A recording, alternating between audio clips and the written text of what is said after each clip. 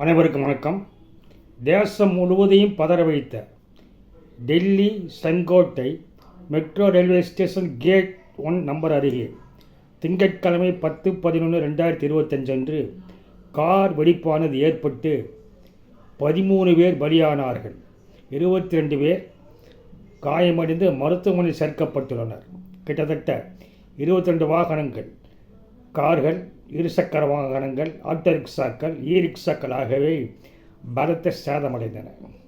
இதில் சம்பந்தப்பட்டோர் யார் என்பதை புலனாய்வுத்துறை விசாரித்ததில் அதிர்ச்சி தரும் தகவலானது வெளியானது. இதுவரை இதில் சம்பந்தப்பட்டவர் என்று 7 டாக்டர்கள் கைது செய்யப்பட்டுள்ளது ஒரு அதிர்ச்சி தரும் சம்பவமாகும். இதனால் இந்த நிகழ்வை ஒயிட் காலர் டெரர் என்று தற்பொழுது அழைக்கப்படுகிறது. மருத்துவர்கள் என்பது மக்களின் உயிர்களை காப்பாற்றுபவர்கள். மாறாக இந்த 7 டாக்டர்களும் பயங்கரவாத சதி செயல் திட்டத்தில் ஈடுபட்டுள்ளனர் என்று புலனாய்வில் தெரிய வந்துள்ளது. இந்த புலனாய்வானது மல்டி ஸ்டேட் போலீஸ் ஆக்ஷன் மூலமாக அனைத்து கண்டுபிடிக்கப்பட்டுள்ளன. ஜம்மு காஷ்மீர் காவல்துறையினர், உத்தரப்பிரதேச காவல்துறையினர், ஹரியானா காவல்துறையினர் மற்றும் குஜராத் காவல்துறையினர் என இவரெல்லாம் ஒன்று சேர்ந்து மல்டி ஸ்டேட் போலீஸ் ஆபரேஷன் மூலமாக மிகப்பெரிய சதியானது முறியடிக்கப்பட்டுள்ளது. இது எப்படி இந்த புலனாய்வு துவங்கியது, எங்கிருந்து துவங்கியது, இதில் முதலாக என்ன கிடைத்தது, அதன் குழுவை வைத்து எப்படி அவர்கள் கண்டுபிடித்தனர் என்று பார்க்கின்ற பொழுது மிகப்பெரிய காரியத்தை இந்த புலனாய்வுத்துறையானது செய்துள்ளது. அதாவது கடந்த மாதம் அக்டோபர் மாதம் 14ஆம் தேதி வாக்கில் ஜம்மு காஷ்மீர் புன்போரா நவ்காம் பகுதியில் ஜெய்ஷ்-இ-முகமது என்று பாகிஸ்தானிலே செயல்படும் பயங்கரவாத அமைப்புக்கு ஆதரவாக அச்சுறுத்தும் வகையில் ஒரு போஸ்டரானது ஒட்டப்பட்டது. இந்த போஸ்டரை யார் ஒட்டினார்கள் என்று ஜம்மு காஷ்மீர் காவல்துறையினர் அங்குள்ள சிசிடிவி மூலம் ஆராய்வு செய்ததில் அதில் அவர்களுக்கு பட்டது ஜம்மு காஷ்மீரில் முன்பு பணியாற்றிய டாக்டர் அடில் அகமது ரத்தோர் என்பது தெரிய வந்தது. அதன் பிறகு பல்வேறு புலனாய்வு செய்து அவர் எங்கே இருக்கிறார் என்று தேடிச் சென்று கிட்டத்தட்ட 15 நாட்களுக்கு மேலாக இந்த புலனாய்வு நடந்து உத்தரப்பிரதேசம் சஹரான்பூரில் தனியார் மருத்துவக் கல்லூரியில் பணிபுரிவதாக தகவல் கிடைத்தது. அதன் பிறகு உத்தரப்பிரதேச காவல்துறையினர் துணையுடன் டாக்டர் அடில் அகமது ரத்தோர் என்பவர் நவம்பர் 6ஆம் தேதி முதலாக கைது செய்யப்பட்டார். இதில் முதல் கைதே நவம்பர் 6ஆம் தேதி டாக்டர் அடில் அகமது ரத்தோர். இந்த நபர், இந்த டாக்டர் கூட தகவலை அடுத்து டெல்லியிலிருந்து வெறும் 50 கிலோமீட்டர் தொலைவில் உள்ள ஹரியானா மாநிலத்தில் உள்ள ஃபரிதாபாத் அல் பஹா மருத்துவக் கல்லூரி பல்கலைக்கழகத்தில் ஜம்மு காஷ்மீர் காவல்துறையினரும் ஹரியானா காவல்துறையினரும் இணைந்து ஆபரேஷன் நடவடிக்கையில் ஈடுபட்ட பொழுது அங்கு அவர்கள் சந்தித்தது முஜிமில் ஷக்கீல் என்ற ஒரு டாக்டர். அந்த டாக்டர் 2ஆவதாக கைது செய்யப்பட்டுள்ளார். அவர் தங்கியிருந்த அறைக்கு சென்று பார்த்த பொழுது அவர் வீட்டில் 2900 kilo ammonium nitrate bomb making material என்பது 12 சூட்கேஸிலும் ஒரு பக்கெட்டிலும் மறைத்து வைக்கப்பட்டது அங்கு கண்டுபிடிக்கப்பட்டது. இதை தவிர அவரிடம் பிஸ்டல், குண்டுகள், டிட்டனோட்டஸ் வெடிக்க வைக்கும் பொருள் மற்றும் பேட்டரி, 20 டைமர்ஸ், எரியும் பொருட்கள் என்று அனைத்து பாம் மேக்கிங் மெட்டீரியல்ஸும் அங்கிருந்து கண்டுபிடிக்கப்பட்ட பிறகு அவன் கைது செய்யப்பட்டான். 2வது கைதான டாக்டர் முஜிமுல் ஷக்கீல் சொன்ன தகவலை அடுத்து அதே மருத்துவக் கல்லூரியில் நிறுத்தி வைத்திருந்த மாருதி சுசுகி டிசையர் கார் சோதனையிட்ட பொழுது அந்த காரில் AK-57 ரக தாக்குதல் துப்பாக்கியும் அதற்குரிய மேகசின்ஸும் 83 துப்பாக்கி குண்டுகளும் மற்றும் சில அமோனிய பொருட்களும் பறிமுதல் செய்யப்பட்டன. அதன் பிறகு அந்த காருக்கு சொந்தமான அங்கே பணிபுரிகின்ற லக்னோவை சேர்ந்த பெண் மருத்துவர் டாக்டர் ஷகின் சாகித் என்பவர் கைது செய்யப்பட்டுள்ளார். இதை தவிர குஜராத் மாநிலத்தில் ஹைதராபாத்தைச் சேர்ந்த சீனாவில் படித்த டாக்டர் அகமது முஹிதீன் சயீத் என்பவரை குஜராத் போலீசார் கைது செய்தனர். இவன் அங்குள்ள ரெசின் என்ற ஒரு ரசாயன பொருளை தயார் செய்வதில் முனைந்து கொண்டிருந்தான். இவனுடன் இருவர் சேர்ந்து கொண்டு இவனுக்கு ஆயுதங்கள், துப்பாக்கிகள் ஆகியவை இவனுக்கு வழங்கியுள்ளனர். அந்த வகையில் இவனிடமிருந்து துப்பாக்கிகள், 2 குளோக் பிஸ்டல், பிரருட்ட பிஸ்டல், 30 குண்டுகள், 4 லிட்டர் காஸ்ட்ரோ ஆயில் ஆகியவை இவனிடமிருந்து அகமதாபாத்தில் பறிமுதல் செய்யப்பட்டு கைது செய்யப்பட்டுள்ளார். அடுத்து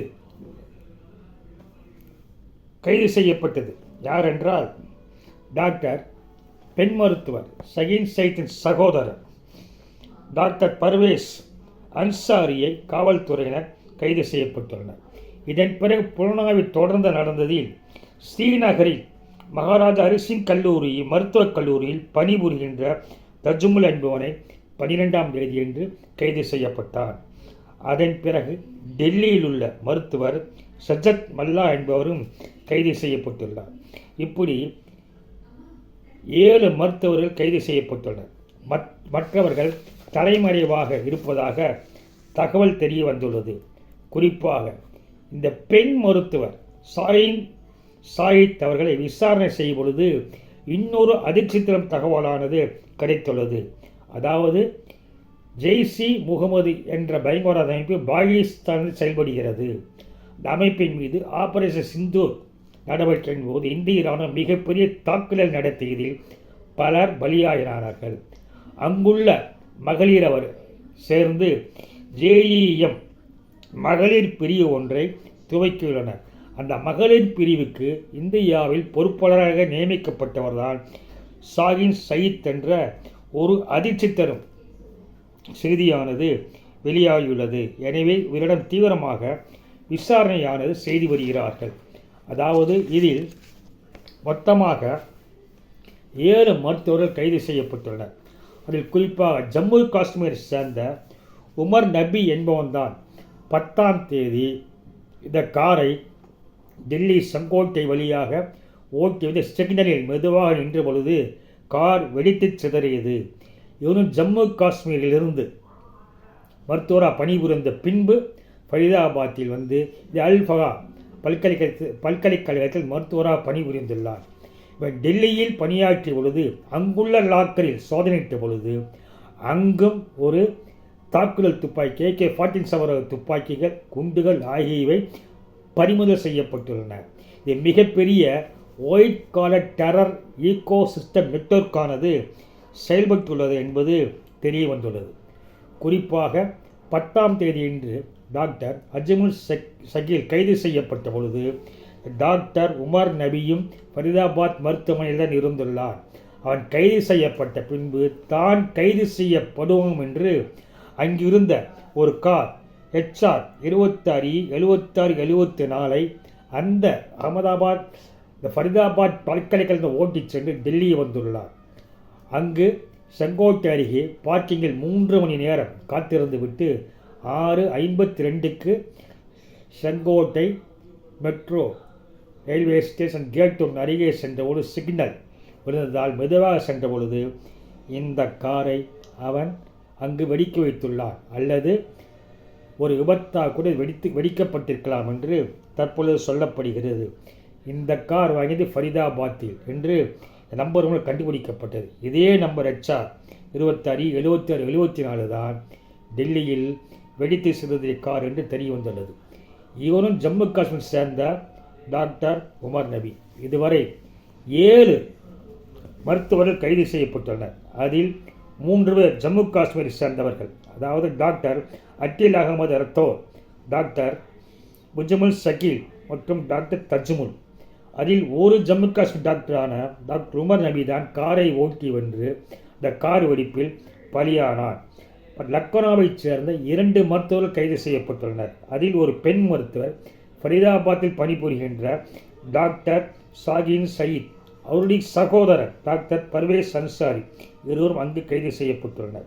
இதைத் தவிர ஹைதராபாத்தில் கைது செய்யப்பட்டவர் தான் அகமது முஹிதீன் சயீத் மற்றும் டெல்லியில் கைது செய்யப்பட்டவர் டாக்டர் சஜ்ஜத் மல்லா ஆகிய 7 பேர் கைது செய்யப்பட்டு தற்பொழுது உப்பா சட்டத்தின் கீழும் மற்றும் ஆம்ஸ் ஆக்டின் கீழும் எஃப்ஐஆர் பதிவு செய்து தீவிர புலன் விசாரணையானது நடைபெற்று வருகிறது. அதாவது இவர்கள் வெள்ளை கோட் அணிந்தவர்கள், ஆனால் அதற்குள் பயங்கரவாதிகளாக சதி திட்டம் தீட்டியவர்கள். அதனால்தான் இவர்களை ஒயிட் காலர் டெரர் என்று தற்பொழுது இவர்கள் அழைக்கப்படுகிறார்கள். எந்த சந்தேகமும் மருத்துவர் என்றால் யாரும் படமாட்டார்கள்.